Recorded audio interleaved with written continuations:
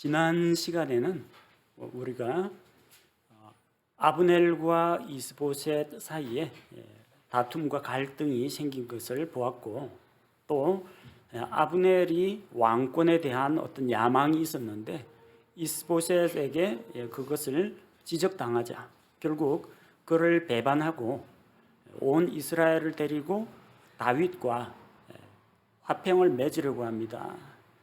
자, 이렇게 아브넬이 다윗과 동맹을 맺으러 나아왔을 때 다윗은 아브넬을 반가이 맞아들였고 또 그에게 잔치를 열어주고 그가 평안하게 돌아가도록 보내주었습니다. 나중에 요압이 돌아와서 이 사실을 알게 되면서 문제가 발생합니다. 요압은 그 당시에 다윗의 신하들을 데리고 어떤 한 무리를 추격하고 있었습니다. 그게 백성을 약탈하는 어떤 도적대일 수도 있고 아니면 국경을 침범한 어떤 이방 민족일 수도 있습니다. 어쨌든 그런 적들을 소탕하고 그들로부터 노략한 것을 가지고 헤브론으로 돌아왔습니다. 다윗은 아브넬과 만나서 회담을 열고 그를 평안하게 돌려보냈습니다. 아브넬이 다윗에게 내가 이스라엘로 돌아가서 이스라엘의 장로들을 설득하고 또 온 이스라엘과 베냐민을 다 이끌고 당신에게로 오겠다 그렇게 약속했기 때문에 아브넬을 보내주었습니다. 아브넬은 지금 헤브론에 없어요. 자, 그런데 아브넬이 다녀갔습니다라는 이 소식을 누군가가 요압의 귀에다가 들려주었다는 겁니다. 자, 23절에 보니까 요압과 그와 함께한 온 군대가 돌아오매 그들이 요압에게 고하여 이르되 넬의 아들 아브넬이 왕에게 왔었는데 왕이 그를 보내매 그가 평안히 갔나이다 하니라. 요압은 자기 막내 동생 아사헬의 일로 인해서 아브넬에게 상당히 안 좋은 감정, 적대 감정이 있습니다. 그런데 언제 자기가 나간 사이에 아브넬이 헤브론을 방문해서 다윗 왕을 만나고 갔다라는 사실을 알게 된 겁니다. 기분이 좋지 않겠죠? 그래서 다윗 왕 앞에 나아가서 따지러 갑니다.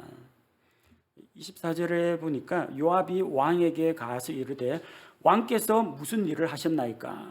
보소서 아브넬이 왕에게 나아왔거늘 어찌하여 왕께서 그를 보내어 잘 가게 하셨나이까? 아브넬은 지금 이스라엘 이스보셋의 왕국에서 그쪽의 군대 대장입니다. 지금 우리가 그 군대와 대치하고 있는 그런 형국입니다. 지난번 전투에서 우리가 사상자 20명을 냈습니다. 앞으로도 전쟁이 계속될 텐데 적자인이 왔으면은 병사들을 풀어가지고 그를 포위하고 잡아 가두거나 죽이거나 해야 되는데 왜 평안히 놓아주었는가? 그 문제로 이제 따진 겁니다. 일반적인 그런 면에서 볼 때는 적의 장군이 직접 오진 않아요. 가서 적국에 가서 죽어도 좀 괜찮은 사신을 보냅니다. 하나 죽어도 대장군이나 왕에게는 지장이 없어요. 근데 아브넬이 직접 왔다는 겁니다. 이거는 절호의 기회입니다. 딱 잡아가지고 감금시키고 항복을 종용하든지 아니면 목을 베어가지고 지휘관을 잃으면 저쪽은 뿔뿔이 흩어질 테니까 그런 식으로 이스보셋의 왕국을 무너뜨릴 수가 있는데 왜 돌려보냈느냐는 겁니다. 요압의 말이 한편으로는 유다 왕국 입장을 대변하는 것 같이 보이지만 반면에 요압이 마음속에 품고 있는 속마음은 그거하고는 조금 다릅니다. 지금 요압은 사적인 감정으로 큰 그림을 보질 못하고 있어요. 다윗과 아브넬 사이에서 맺은 이 화평조약, 이 동맹관계는 온 이스라엘과 온 유다가 다윗을 왕으로 추대하는 겁니다. 같은 동족끼리 전쟁하지 말고 전쟁을 끝내고 우리 남북 통일하듯이 유다 지파하고 나머지 지파 합치자는 이야기예요.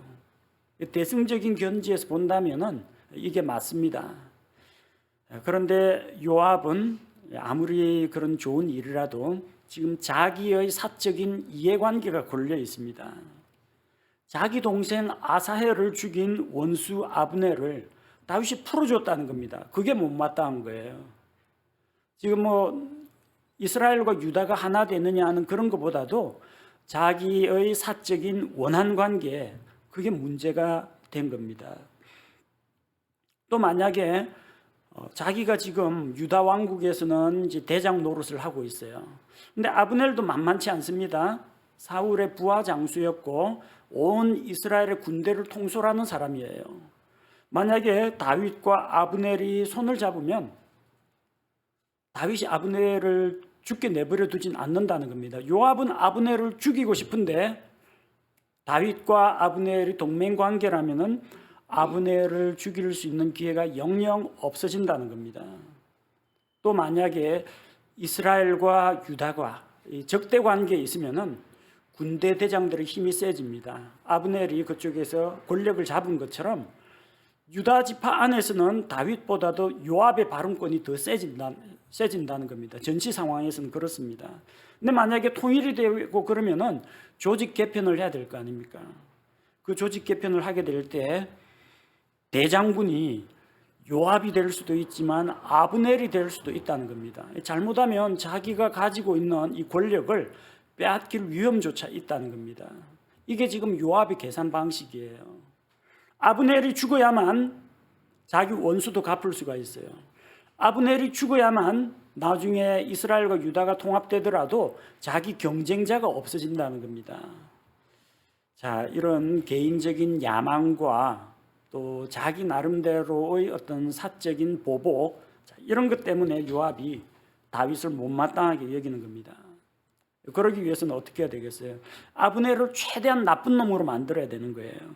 25절에 요압이 그래서 아브넬에 대해서 모함을 합니다. 왕께서 넬의 아들 아브넬을 아시거니와 그가 온 것은 왕을 속이고 왕에 나가고 들어오는 것을 알며 또 왕께서 하시는 모든 것을 알려 함이니이다. 무슨 말이냐면 아브넬이 그렇게 제안을 했지만 그 약속을 안 지키면 어떡할 거냐.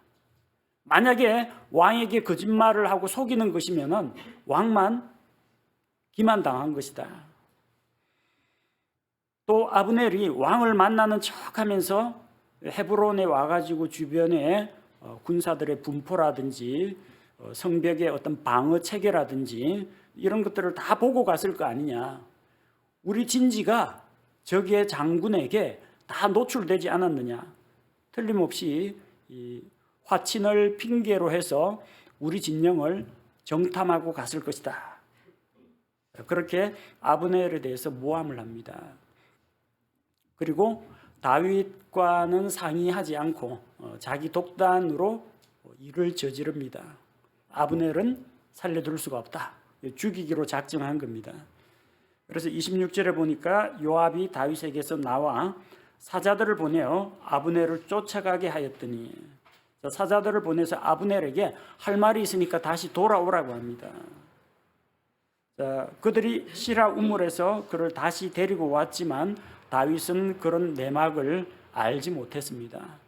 다윗의 동의나 허락이 없이 요압이 단독으로 저지른 일이라는 겁니다.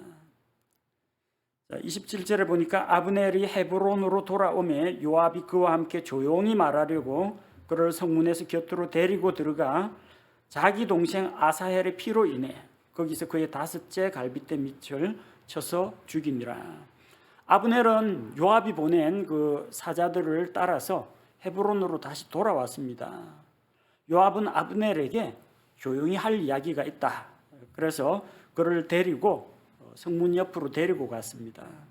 그리고는 그가 방심하고 있을 때, 무방비 상태에 있을 때 요압은 준비가 다 돼 있어요. 아브넬의 5째 갈빗대 밑을 쳐서 죽였습니다. 아브넬이 그 자기 동생 아사헬을 죽일 때요, 우리 사무엘기하 거기서 2장 23절에서 읽었죠. 사무엘기하 2장 23절에 보니까 아브넬의 뒤에 쫓아오는 아사헬을 죽이는 대목입니다. 그가 치우치기를 거절하므로 아브넬이 창 뒤끝으로 그의 5째 갈빗대 밑을 치니 창이 그 등 뒤로 나가므로 그가 거기에 쓰러져 바로 그 자리에서 죽으니라. 요압의 막내 동생 아사헬이 아브넬에게 죽임을 당할 때 창으로 5째 갈빗대 밑 심장을 보호하고 있는 갈빗대입니다. 그걸 관통당해 가지고 죽었어요. 그래서 요압은 똑같은 방식으로 복수를 합니다. 아브넬의 5째 갈빗대 밑을 쳐가지고 죽이는 겁니다. 이게 동형보복이라고 그러죠. 내가 당한 만큼 너도 당해봐라. 그래서 눈에는 눈, 이에는 이, 화상은 화상으로, 이런 식으로 생명은 생명으로, 죽이는 방식까지 똑같이 내 동생 아사헬이 죽었을 때하고 똑같은 방식으로 너를 죽이겠다는 겁니다. 그래서 이스보셋 밑에서 권력을 누리면서 왕권을 능가하는 그런 권력을 누리던 이 아브넬이 이스보셋과 관계가 틀어져 가지고 다윗과 동맹을 맺으러 왔는데, 옛날에 자기가 요압의 동생 아사헬을 죽인 것 때문에 역으로 자기가 죽임을 당하게 됩니다. 참 허망하죠. 권력이라는 게. 그 온 이스라엘의 군대를 거느리는 군대 대장이에요.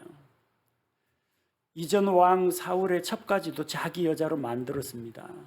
뭐 하고자 한다면은 누가 감히 말릴 사람이 없어요. 자기 하고 싶은 대로 다 할 수 있는 그런 통치자요, 권력자입니다. 그런데 헤브론에 방문하러 갔다가 요압이 보낸 사자들을 따라왔다가 불시에 습격을 당해가지고 목숨을 잃었습니다. 권력이다 무슨 필요가 있습니까? 자기 목숨을 잃었는데 여자를 취한들, 권력을 잡은들, 높은 지위를 얻은들 아무 쓸모가 없다는 겁니다. 죽고 나면 다 끝입니다. 가져갈 거 하나도 없어요. 아사헬처럼 아브넬도 결국 심장을 관통당해서 죽임을 당했습니다. 우리 사무엘기 하 읽다 보면요, 5째 갈빗대라는 말이 자주 나옵니다. 이것은 이제 심장을 보호하는 그런 갈빗대고요. 우리가 사무엘기 하 2장 23절, 그리고 오늘 읽은 사무엘기 3장 27절, 또 사무엘기 하 4장 6절, 사무엘기 하 20장 10절 계속해서 5째 갈빗대 이것이 나옵니다. 이 5째 5라는 것은 죽음을 상징하는 숫자입니다. 하나님의 왕좌를 호위하는 그룹들이 있죠. 우리 그룹들 에스겔에도 나오고 요한계시록에도 나오는데 왕좌를 호위하는 4그룹이 있습니다. 사방을 호위하고 하나님을 호위합니다. 물론 하나님이 누구한테 보호를 받아야 할 나약한 그런 분은 아니지만 하나님의 영광과 위엄을 침범하는 자가 없도록 그룹들이 호위를 합니다. 근데 원래 4그룹이 아니라 5그룹이었어요. 한 그룹은 뭐냐면은 에스겔서에 나오는 덮는 그룹이라고 있어요. 하나님의 왕좌를 덮는 그룹이 있습니다. 루시퍼예요. 그래서 5번째 그룹이 루시퍼입니다. 5가 사망, 마귀, 죽음을 나타냅니다. 마귀를 불러들이는 그 주술진이 있습니다. 원형 안에다가 이 오각형 펜타그램이라는 오각형 별을 그립니다. 그리고 그 오각형 별을 뾰족한 것 이것을 위로 두지 말고 2개를 별에 그 꼭지 2개를 위로 하고 뾰족한 거 하나를 밑에 가게 하면요, 뿔 2개 달리고 양옆에 귀가 나와 있고 여기 뾰족한 염소 수염이 있는 염소 형상이 됩니다. 마귀의 상징이에요, 그 오각형이. 그리고 각종 그 주술 같은 것들을 할 때는 펜타그램이라는 마귀를 불러내는 의식을 할 때 바로 그 오각형 별을 사용합니다. 요한계시록에 보면요, 7 나팔 심판 가운데에서 5째 천사가 옵니다. 5째 천사가 나팔을 불 때 바닥 없는 구덩이에서 메뚜기 형상을 한 이상한 그 생물들이 나옵니다. 메뚜기들이 나와서 사람들을 쏘는데 죽지도 살지도 못하게 하고 5달 동안 고통을 받게 합니다. 5달 동안 사람들을 해하는 그런 권세를 받았습니다. 하나님께 희생 헌물을 드릴 때 희생물을 드리는 그 번제단이 있어요. 희생물을 태워서 불에 태워서 하나님께 드리는 그 번제단이 있는데 번제단의 규격이 가로 세로가 각각 5큐빗입니다. 가로 5큐빗, 세로 5큐빗, 그 5큐빗 안에서 짐승이 죽임을 당해가지고 제물로 드려지는 겁니다. 죽음의 숫자예요. 예수님께서 돌아가실 때 5군데 상처를 입었습니다. 두 손과 두 발과 옆구리를 창에 찔려가지고 5군데 상처를 입고 돌아가셨습니다. 성경에서 이렇게 5가 죽음과 관련된 그런 상징으로 자주 나타납니다. 5째 갈빗대 밑을 쳐서 죽였다라고 하는데 이건 생명과 사망이 직결되는 그런 문제입니다. 심장을 관통당해서 죽임을 당했다는 겁니다. 아브넬은 권력을 가진 사람이었고 야망이 있는 사람이었지만 결국 그도 요압으로부터 불의의 습격을 당해서 그냥 죽고 말았습니다. 그의 죽음으로 인해서 그는 모든 것을 잃어버렸습니다. 다윗은 이런 사실을 알지 못하고 뒤늦게 그 이야기를 전해 듣게 되었습니다. 자, 28절에 보니까 그 뒤에 아브넬이 죽임을 당한 뒤에 다윗이 그 일을 듣고 이르되 넬의 아들 아브넬의 피로부터 나와 내 왕국은 주 앞에서 영원토록 무죄하니 내가 시킨 일이 아니다. 또 내가 요압 장군에게 아브넬을 죽이라고 명령을 하거나 청부를 한 적이 없다. 요압은 이 문제에 대해서 나와 상의한 적도 없고 요압이 단독으로 저지른 범죄라는 겁니다. 그리고 다윗이 자기의 부하 장군인 그 요압에 대해서 저주를 내립니다.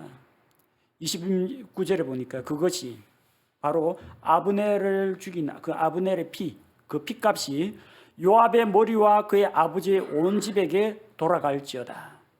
또 요압의 집에서 유출이 있는 자와 나병 환자나 지팡이에 의지하는 자나 칼에 넘어지는 자나 빵이 부족한 자가 끊어지지 아니할지로다. 그의 집안에서 여러 환자들이 나오고 궁핍한 자들이 나오고 그 집안이 하나님으로부터 저주를 받을 거라는 겁니다. 이 범죄로 인해서 요압은 나중에는 결국 그도 비참한 죽음을 당하게 됩니다. 이 일에는 요압만 개입된 게 아니죠. 30절에 보니까 요압과 그의 동생 아비새가 이같이 아브넬을 죽였으니 요압이 이제 결심을 하고 저지른 일이긴 하지만 거기서 사자들을 보내가지고 데리고 오고 협력한 사람은 아비새입니다. 요압과 아비새와 아사헬인데 막내 동생 아사헬이 아브넬에게 죽임을 당하니까 요압과 아비새가 동생의 복수를 해야 된다. 그렇게 해서 아브넬을 죽인 겁니다.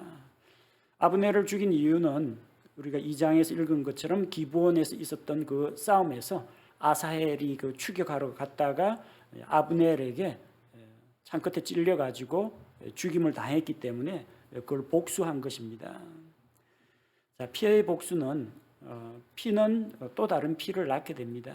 아브넬이 아사헬을 죽였고 또 아브넬은 아사헬을 죽인 그 피에 대해서 이렇게 보복을 당한 것입니다.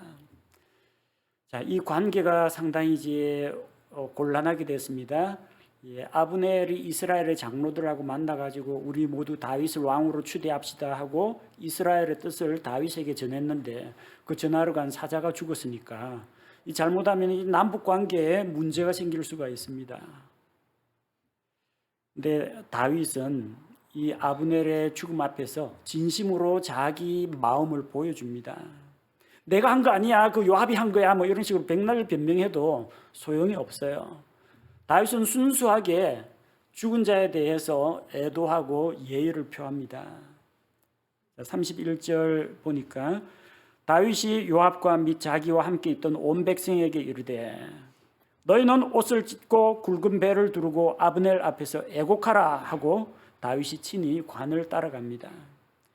다윗 자기만 그러는 것이 아니라 그 요압과 자기 신하들과 자기와 함께 있던 온 유다 백성에게 다 이야기합니다. 그리고 너희는 아브넬을 위해서 애곡하라. 그의 죽음을 애도하라고 합니다. 왕이 친히 그의 관을 따라갑니다. 그만큼 이 아브넬의 죽음에 대해서 다윗도 슬퍼하고 애통하고 있다는 것을 보여줍니다. 사신으로 방문한 이 상대국의 장군이 헤브론에서 죽임을 당했어요. 외교적으로 큰 문제가 될 수도 있는 그런 소지입니다. 만약에 이것 때문에 누군가가 이스라엘에서 아브넬 장군을 죽인 다윗과 손을 잡을 수 없다 하고 등을 돌리면 이 유다와 이스라엘이 하나로 통합되는데 막대한 지장이 있을 수도 있다는 겁니다. 사람들은 죽은 아브넬을 헤브론에 장사하고 다윗과 그 백성이 함께 그를 위해서 애곡합니다. 그리고 다윗이 아브넬의 죽음을 애도하면서 이렇게 이야기합니다. 아브넬이 어찌 어리석은 자가 죽는 것처럼 죽었는가? 어리석은 자가 죽는 것처럼 죽었다는 것은 아브넬이 어리석다는 이야기가 아니고요. 어리석은 자는, 지혜로운 자는 재앙을 만나면 그 피하여 갑니다. 근데 어리석은 자는 그걸 알지 못하고 가다가 맥없이 당한다는 겁니다. 아브넬은 아주 현명하고 용기가 있는 장군인데 어찌 내가 그렇게 어리석은 자처럼 죽임을 당했는가? 그가 어리석다는 이야기가 아니라 왜 그가 좀 더 신중하고 경계심을 가지고 사람을 함부로 믿지 말고 좀 주의를 했어야 하는데 재앙을 피하지 못하고 재앙에서 숨지 못하고 죽은 게 어리석은 자의 죽음을 같다는 겁니다. 아브넬이 어리석다는 이야기가 아니라 어리석은 자가 죽는 것처럼 그렇게 허망하게 죽었는가? 그걸 애도하는 겁니다. 그의 손과 발이 결박되지 않았는데 사악한 자들 앞에서 쓰러지는 자처럼 죽었는가?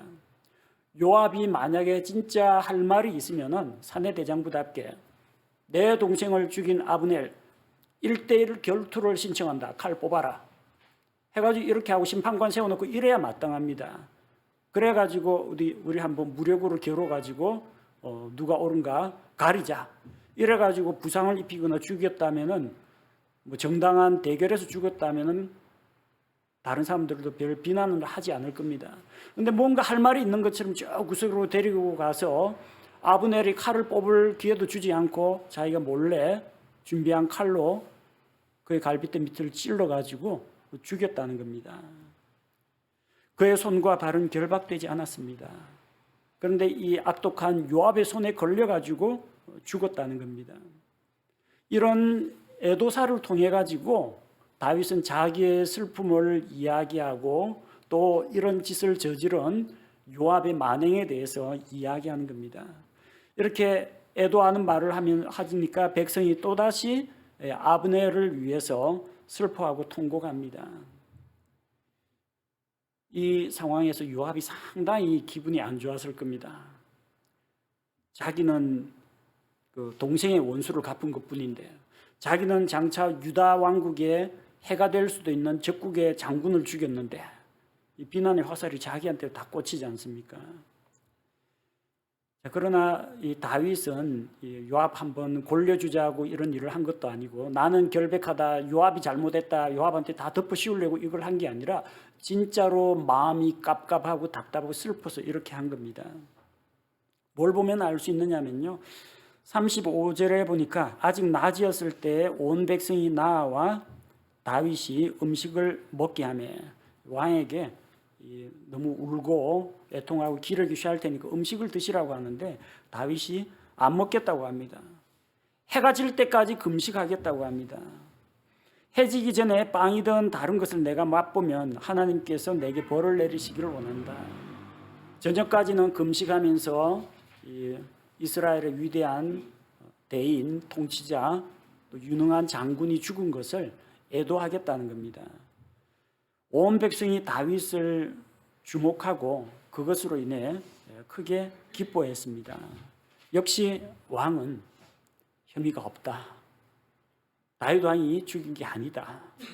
다윗 왕은 진정으로 아까운 인재가 죽었다. 그걸 안타까워하는구나. 그래서 왕이 무슨 일을 하든지 백성을 기쁘게 하였다는데 바꿔 이야기하자면 다윗 왕이 무슨 말을 하고 무슨 행동을 하더라도 백성은 옳다 인정하고 왕을 지지하고 따라주었다는 이야기입니다.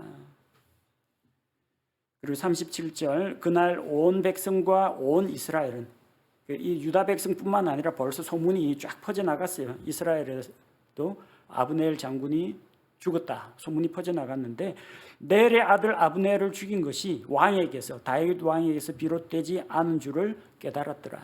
다윗이 한 것이 아니라는 것을 알게 되었다는 겁니다. 다윗은 자기가 괜히 누명이나 구설수에 오르는 누명을 쓰거나 구설수에 오르는 것을 두려워해 갖고 이렇게 보여주기 쇼를 한 게 아니라 진짜로 아브넬의 죽음에 대해서 애통해했다는 겁니다. 그리고 38절과 39절에 보면은 다윗 왕도 고민이 있었습니다. 이스보셋하고 마찬가지예요. 이 전쟁을 하다 보니까 군권이 한 사람에게 대장군에게 다 쏠리게 되는 겁니다. 38절에 보니까 왕이 자기 신하들에게 이르되 통치자요 위대한 사람이 이날 이스라엘에서 쓰러진 것을 너희가 알지 못하느냐. 그런데 39절에 내가 비록 기름 부음을 받은 왕일지라도 이날 약하며 자기가 약하다는 겁니다. 아직까지 이제 왕국의 기초 틀이 잡히지도 않았고 조직과 편제가 갖춰지지도 않았고 하다 보니까 실제 병력을 이끌고 있는 요압의 입김이 다윗보다 더 셀 수 있다는 겁니다. 그러니까 왕 앞에 나와서 왕한테 따지지 않습니까? 왜 그 사람을 살려서 돌려보냈습니까? 하면서 항의하고 이스보셋에게 아브넬이 아무 보고도 안 하고 자기 혼자서 외교적인 동맹을 맺으러 나온 것처럼 요압 장군도 다윗과 아무런 상의 없이 자기 독단으로 일을 저질러 버린 겁니다. 그만큼 다윗이 아직까지는 왕권이 안정되지 못한 상태였다는 겁니다. 내가 지금 왕권이 약해서 이 사람들 곧 스루야의 아들들이 내게 너무 강하니 스루야의 아들들 세 사람 가운데 아사엘 죽고 요압과 아비새가 남았습니다. 이 두 사람의 영향력이 너무 크다는 겁니다. 그 사람들이 하나님의 백성과 주의 군대를 위해서 열심히 일한다면 그건 바람직한 일이지만 그걸 가지고 그 권력을 가지고 왕 몰래 범죄를 저질렀다는 겁니다. 그래서 나는 이 사람들을 제어할 힘이 없다. 그러나 주께서 악을 행한 자에게 그의 사악함 대로 갚으실지로다 하니라. 개인적인 사적인 보복 감정 때문에 은밀하게 사람을 찔러 죽인 이 사람들에 대해서는 주께서 보응하시기를 원하노라. 다윗이 칼을 빼가지고 요압을 겨누지 않습니다. 하나님께서 너를 심판하실 것이다. 사울에게 했던 것처럼 하나님께서 요압에 대해서 심판하실 것을 그는 믿었습니다. 아브넬이나 요압이나 크게 차이는 없는 것 같습니다. 아브넬은 이스보셋을 왕으로 추대하고 이스라엘의 장로들이 다윗을 왕으로 해야 된다 할 때도 다 반대하고 자기 단독으로 이스보셋을 왕으로 밀었습니다. 그 다음에 자기가 배후에서 권력을 잡아가지고 영향력을 행사하려고 했습니다. 그리고 심지어 사울의 처벌을 자기가 취해서 거의 이스보셋에게는 아버지 뻘이 되도록 그런 일을 저질렀습니다. 요압도 마찬가지입니다. 권력을 잡으면 사람들이 좀 이상하게 좀 변하는 그런 경향이 있습니다. 요압 역시 다윗의 부하잖아요. 근데 부하면은 다윗의 뜻을 따라야 하는데 다윗 왕의 뜻을 따르지 않고 사적인 원한과 이 복수심 때문에 자기 판단으로 아브넬을 죽였다는 겁니다. 권력을 탐하는 자들은 권위와 질서에 순종하지 않습니다. 권력이 약할 때에는 더 많은 권력을 얻기 위해서 굽신거리기도 하고 복종하기도 하지만 권력을 많이 가지게 되면요, 그때부터는 사람이 변질되기 시작합니다. 정치인들 보면 아마 표가 날 겁니다. 야당일 때의 모습하고 여당일 때 모습하고 달라요. 그리고 낮은 신분이었을 때하고 온 국민에게 주목받는 신분이 되었을 때 하는 말이나 행동 거지가 달라집니다. 권력을 탐하던 자 아브넬은 죽음과 함께 권력도 잃어버렸습니다. 사람이 누리고 있는 부귀, 영화, 재물, 탐욕 죽고 나면 아무 쓸모없다는 겁니다.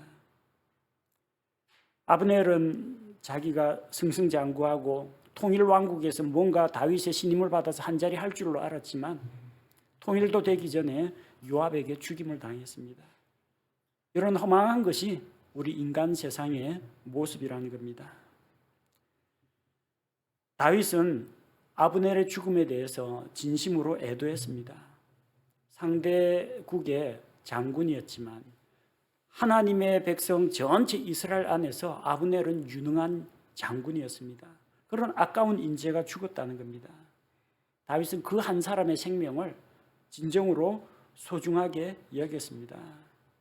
누군가에게 자기의 결백, 내가 아브넬을 죽인 게 아니다, 자기 결백을 보여주기 위해서 한 것이 아니라 정말로 한 사람의 죽음 앞에서 슬퍼하고 또 그로 인해서 애통할 수 있는 그런 마음을 가진 사람이었다는 겁니다. 요압은 다윗에게 이번 살인 사건에 대해서 저주를 받습니다. 우리가 앞서 29절에서 읽은 것처럼 요압과 그의 집안에 계속해서 이 병자나 불구자나 궁핍한 자가 나오게 될 것이다. 그리고 39절에서 주께서 악을 행한 자에게 그의 사악함 대로 갚으실 것이다. 그리고 결국 요압도 나중에 죽습니다. 오래오래 장수하다 죽은 게 아니고요.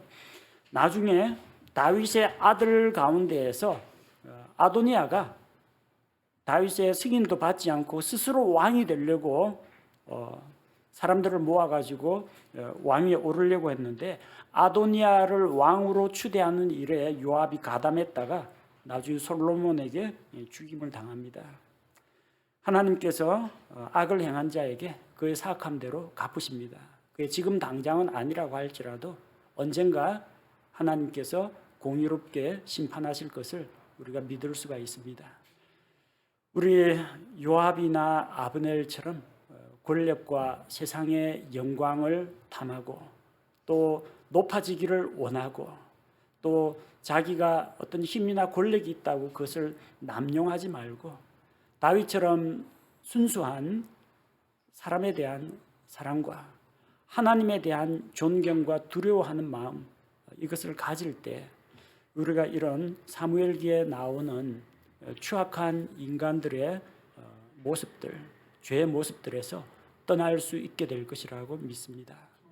우리 함께 기도하겠습니다. 하나님 아버지, 오늘 본문 말씀을 통해서